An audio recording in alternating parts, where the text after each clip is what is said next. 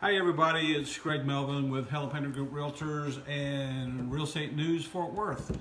Just want to take a couple minutes and talk about the current seller's market that we're in and how to buy a house in a seller's market. So these are my top eight tips, excuse me, and how to buy a house in a seller's market. Well, the first thing to do is determine if you're actually in a seller's market. And we are currently in a seller's market. What is a seller's market? Well, a seller's market is when you have low inventory and high demand. So there's not a lot of properties out there based on what's normally out there. And there's a lot more buyers out there for the few houses that are out there. So that's what creates a seller's market. One way you determine a seller's market is by something in the real estate industry that's known as the absorption rate. What is the absorption rate? Well, the absorption rate is how many months or how many weeks it takes for all the houses that are currently on the market, like as of today, every house that's on the market for sale, how long would it take for all of those houses to be sold? And if no new houses were introduced into the inventory, so how many months would it take for those houses to be sold? And if you have a lower number, then that means you're in a seller's market. Typically, average is about 6 months inventory on the market for the absorption rate. That's kind of an average number. Anything less than that starts to indicate a seller's market. And right now, as of the most recent report from the Texas A&M University Real Estate Department, they have indicated that we have 2.6 months of inventory in the market, less than 3 months of inventory on the market. So that definitely indicates a buyer's market, or sorry, a seller's market. And when you have a seller's market, you have lots of offers for the same property. So how do you get your offer accepted when you have a seller's market? Well, these are my 8 tips. Of course, the first tip is to determine that yes, we are in a seller's market. Well, we just agreed to that. We have a seller's market. The second tip that I would encourage you to do is when you find a house you like and that's the one you want, put your best offer in. This is not the time to haggle and negotiate and well, we're just going to see if we can beat them down on the price. While you're playing around trying to get $1,000 or $2,000 off, somebody else is going to come in and buy that house right out from under you.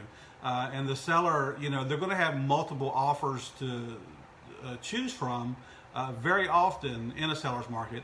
And so, he's got 3, 4, 5 offers to look at, and you want to negotiate and haggle and play games, and he's going to say, well, these other guys even have offered a better offer, so we're just going to take their offer.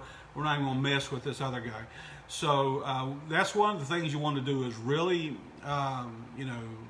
put your best offer in. I used to always tell my clients, because I did a lot of bank-owned properties, and we always had multiple offers, and I always used to tell my clients, put in the offer that your absolute best offer that you're most comfortable with, so that if you lose out by $100, you're not going to be upset, because you're going to say to yourself, okay, I wasn't willing to spend another $100 on this house, so if I got beat fair and square, that's fine. I got beat.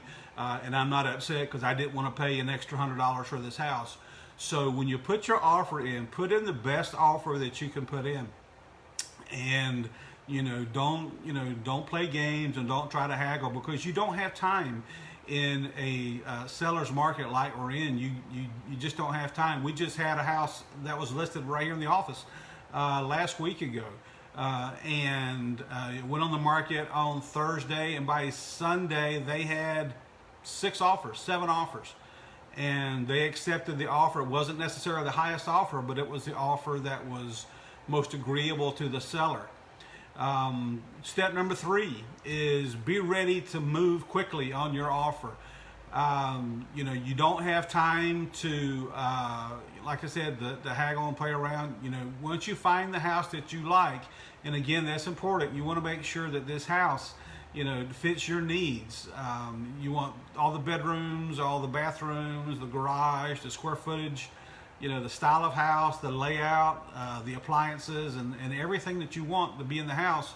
If you find that house, if you find that unicorn of a house that you've been looking for all this time, and here it is, and it shows up, now's the time to be ready to put an offer in. If you see that house today, put an offer in today. Don't think about it overnight, because somebody else saw it yesterday and they thought about it overnight, and today they're putting their offer in. So you want to be that guy. When you find the house, you're going to be able to put your offer right in. You're ready to move, and you're ready to move quickly because you've already got your financing lined up. You're pre-approved. That's something you have to have first, before you even get started. Get your loan approved. Get that already set up. A pre-approval letter. If you're paying cash, you have to have proof of funds. You have to show them a letter that shows that you have the funds sitting in the bank. You want to be ready to move quickly. It's not the time to dilly-dally. You really want to be able to, once you find the house you like, you want to be able to put your offer in today, because tomorrow there's going to be 4 other offers in. So you don't want to delay. You don't want to procrastinate. You don't want to, I like this house. Now let me call the bank and see if I can get approved for this much money. Don't do that. Have that set up ahead of time. Be ready to go. Assuming you really want to buy the house. If you're just out kicking tires and just looking, that's another story. But in the seller's market that we're in currently, when you see a house that you want, it fits all your needs, it's in your price range, and it's all the things that you want, go for it. Don't wait. Don't dilly-dally. Put your offer in that day. And then step number 5 is don't counter unless there's something that's just you can't live with. You submit your offer, and either they'll accept it or the seller will counter back. If the seller counters back, if it's within doable means that you have, that he's got a couple of different options where he changes maybe the closing date, or he wants a little extra money down, or whatever the counter may be. If it's something you can live with, go ahead and accept the counter, because if you accept the counter, then you have a done deal. If you counter back, then that you have refused their offer, so you are opening up the floor again for other offers to come in. But if they counter to your offer and you accept that, then you got a deal. But if you counter back, then that opens the floor for other offers and other agents and other people to come in and bring in offers to that seller. And you will want to avoid that situation if you can, again, assuming this is the house that you really want to buy. Number 6, I would suggest to you to put down the highest option fee and the highest earnest money deposit that you can. Cash talks. When you're putting in an offer and there's multiple offers, and it's very common for folks to put in $1,000, $2,000, maybe even a $5,000 earnest money deposit on a property, and they've got 3 or 4 offers and they're all having earnest money deposit of $1,000, $2,000, $3,000, and then you come in with your offer and your earnest money deposit is $10,000 or $20,000 or $50,000. That gets their attention, and so they're much more amiable to possibly accepting your offer because you got a larger earnest money deposit, and in that way you're just beating out the competition. And again, you want to be able to set your offer apart, make your offer stand out above all the other offers that you will be competing with. Another thing that you want to consider is possibly increasing a option fee. Now, in the state of Texas, when you're putting in an offer to buy a house, normally there's 2 checks that you write. One is for an option fee, and the option fee, basically you are buying the opportunity to have a time to have 7 days or 10 days or whatever you decide on. You're buying the opportunity to walk away from the deal for any reason whatsoever. If you decide there's something about the house you don't like, or you just changed your mind, or if it rained on Tuesday and it ruined your day and you don't want to buy a house anymore. If it's within that option period, you can walk away from the deal without losing your earnest money deposit, but that check always goes to the seller. So whether you write that check for $100 or $500, regardless of whether you buy the house or don't buy the house, the seller gets to keep that option fee. And again, what it is, you're basically paying for the fee. You're buying that opportunity to walk away from the deal scot-free. And so if you're willing to make a higher option fee, again, most folks will do $50 or $100, but if you put down one for $250 or $500, I even heard of one recently that the guy put down $2,500 because he really wanted the house, and he really wanted to impress upon the seller that he had, he was going to be the strongest buyer of all the multiple offers that they had. So he wanted to make sure that the seller took apt attention to what his offer consists of. Again, so a larger earnest money deposit and a larger option fee really gets the attention of the seller when you have multiple offers on the table. Now, number six point is you want to make your offer as clean as possible. A lot of times folks will put in an offer and they'll put in a contingency on my house selling, or contingency on financing, or contingency on whatever the case may be. And so the more baggage that you add to a deal, it's just not a clean offer. If you got one offer, say, you got one offer that's $250,000 cash, then you got another offer that's $250,000, but we've got a finance contingency. We've got to sell our house first. We don't want to close until Christmas time, and it's the summer. And you got all these other contingencies. The seller's going to look at these two offers. He's going to say, I think I'm going to take the cash offer because there's not a bank involved that's going to possibly mess up the financing deal, because these people still have to get their final approval. And very often the banks are the ones that slow the deal up because they need to get documentation one more time for the fourth time. And so your buyers are continually having to update their finances, whereas you've got a cash buyer, all he's got to do is stroke a check. And so if those are your two offers that your seller's looking at, 99 out of 100 times he's going to take the one that is a cash offer. So again, make your offer clean. Limit your inspection times. Typical inspection times are 7 to 10 days to 2 weeks. Make your inspection 3 days to 5 days. That gives you time to have your inspector come out, do his inspection, and so up front, within a couple of 3 days, the situation of the house, the condition of the house, if you're going to have the roof done, if you're going to have to buy, a new hot water heater or whatever. And again, if you want to definitely have an inspection, I would not recommend you buy a house without an inspection, but you can limit that time frame to make your deal as clean as possible. And again, be flexible on your closing dates. Let's say, initially you put in 30 days, we'll close in 30 days or 45 days. Well, if your seller, if they've already bought another house and they're ready to move, or maybe the house is vacant, you say, hey, we can close in 21 days, or as soon as the title company has their commitment to us, and as soon as the bank has approved everything from their end, we'll close as soon as the docs are ready, whether it's 21 days or 24 days or 14 days. I'm ready to close as soon as as soon as everybody else is ready to close. So you take that off the table, whereas as far as it's a delay, it's stretching out the time where the seller has to wait extra time to get their money. Typically the sellers want to get their money and go on with life and be done with this house. They don't want to stretch it out any longer than they have to. So, being flexible on closing dates, on move out dates, sometimes, it could be the opposite.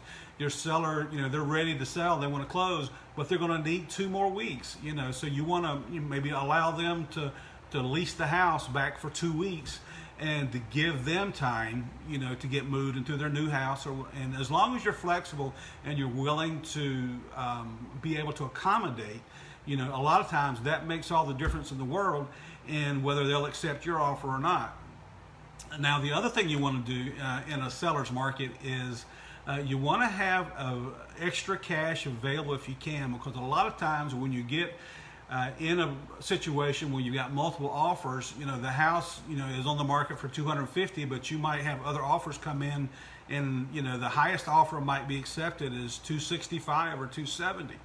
Well, you know, they can accept the offer, but then, you know, for the financing to be approved, the house has to be appraised. And if the appraisal comes in and the bank's appraiser says, well, the house is only worth 250, so we can only loan up to 250 on it. Okay, you know, but the offer that was accepted was 270. You know, there's $20,000 difference in there that, you know, you can, at that point, you can walk away from the deal because it didn't meet the appraisal, and that's typically a standard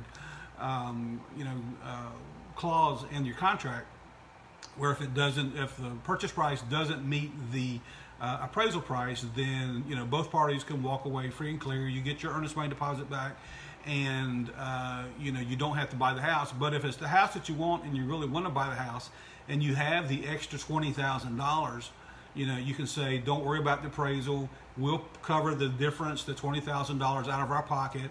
And then, so the bank will also, the bank will proceed, and they'll loan you the money based on the 250 appraisal rate, because they know you've got more skin in the game because you're putting actually cash into the deal yourself. So, and that's one way to, again, you know, make your offer stand out above anybody else's offer when you're in a multiple offer situation. And number 8, last but not least, you know, sometimes, you write a letter. You know, a lot of times it's kind of impersonal because you're working between your agent or your broker and the seller's agent and the seller's broker. So, you know, the buyer and the seller are on the outside with the two agents, you know, negotiating back and forth. But a lot of times, you know, because your seller's a human and you're a human, and you guys, you know, you connect on a human level, a lot of times that makes a difference. I heard a story recently where the seller had this house that he loved the house, and but he was just getting too old, and he really had to sell the house. It was too big for him. But he had these prized rose bushes in the yard, and you know, and he was the kind of guy that his roses would go to the competition, and they would win ribbons and all these kinds of things. And you know, so they had a couple offers in on this property. And the one guy who was a developer, he wanted to, you know, buy the property, and he was going to remodel the house and resell it, and he was going to redo the landscaping. He was going to tear out all the rose bushes, and you know, and the seller wasn't really thrilled with that because, again, he had put his heart and soul into these rose bushes. And but one of the other offers was from a lady who was a gardener herself, and the roses were one of the things that really attracted her to the house. And so she wrote a letter to the seller telling about how much she loved his roses, and she was a gardener, and she specialized in roses herself, and the roses were the things that really kind of attracted her to the property in the first place. And she wound up getting the house even though she offered less money.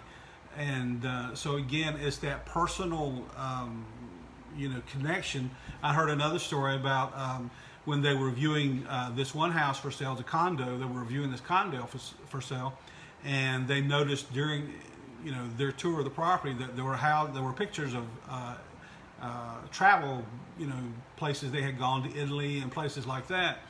And that was in the seller's house. As they were touring the house, they could see all these. Apparently, the seller was just a traveler and liked to tour the world.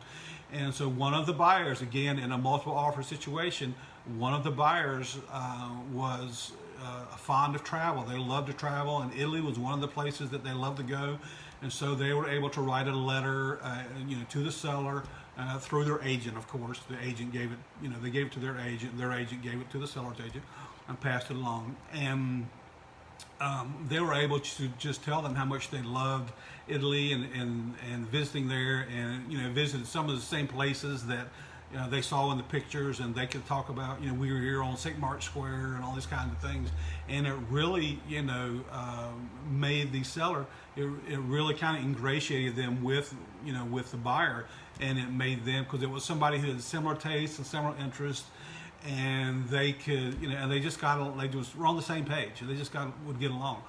And so again, that swayed the seller to choose their offer over the other offers that were out there. And even recently, I had one myself where the sellers and the buyers, we were both kind of stuck. We were in an impasse. And so I wrote an email to the seller's agent and said, look, my folks love the house and la la la la la la, all these kinds of things, and it's their first time buyers buying a house, and it's it's really, they really love the house and the architecture of the house, and they just love everything about the house. But this is where they are, and this is all we can do, and they're first time home buyers, and they would love for this to be their first house. And so the sellers responded that, well, we're contractors and we're builders, and we're willing to, we would like to see your clients get their first home, and so we're willing to agree to the price. And so we were able to, in the last minute, the 12th hour, we were able to put that deal together. And so everybody was happy, and so sometimes that personal human connection makes a difference. So anyway, those were our 8 tips for buying in a seller's market. And again, if you have any other questions or anything else I can do for you, feel free to call me. My number is 402-216-5984. Again, that's 402-216-5984. This is Greg Melvin with Helen Painter Group Realtors and Real Estate News Fort Worth. Talk to you later. Bye-bye.